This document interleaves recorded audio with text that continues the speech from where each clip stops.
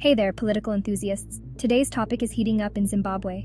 Exiled former cabinet minister, Saviour Kasukuwere, is making waves by calling out President Emerson Mnangagwa's ambitions for a third term in office. Let's dive into what he's saying and why it matters. Kasukuwere, who's been quite vocal from his place of exile, has outright dismissed Mnangagwa's aspirations for another term. He's not mincing words here. According to him, allowing corrupt leaders to extend their stay in power is a recipe for disaster. The worst mistake any people can do is to give power to a corrupt and wicked man, he warns. He believes such leaders will do whatever it takes to fortify their positions and evade accountability. In a social media post, Kasukuwere called Mnangagwa's third-term ambitions wishful thinking. This comes right in the midst of the ZANU-PF annual People's Conference in Bulawayo, where party delegates are rallying behind Mnangagwa's continued leadership. Kasukuwere's stance is not just a personal vendetta. It's a reflection of the growing concern over Zimbabwe's democratic processes. But he doesn't stop there. Kasukuwere is urging all Zimbabweans to resist Mnangagwa's unconstitutional bid for a third term. Despite Mnangagwa's earlier claims that he wouldn't seek another term, there's increasing support within the ZANU-PF party for him to stay on, supposedly to fulfill the goals of Vision 2030.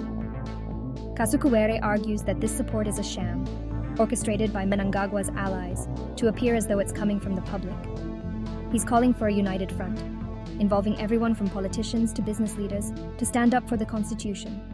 According to Kasukuwere, it's all about safeguarding democratic values and ensuring a peaceful transition of power. And if that wasn't enough, he's also taking aim at Mnangagwa's supporters within ZANU-PF. Kasukuwere sees their push for a third term as a blatant disregard for the constitution and a direct attack on Zimbabwe's democratic foundations. He's urging citizens to reject this attempt to subvert democracy and to remain vigilant in protecting their rights. Kasukuwere's comments serve as a potent reminder of the importance of term limits in maintaining accountability.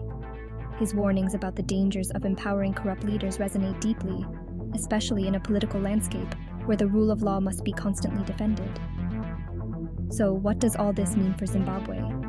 It's a call to action, a plea for vigilance, and a reminder that democracy is only as strong as the people who defend it.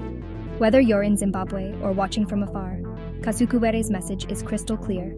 The fight for democratic integrity is ongoing, and it requires the active participation of every citizen. Thanks for tuning in, and keep an eye on this developing story. Remember, staying informed is the first step in making a difference. Until next time, take care.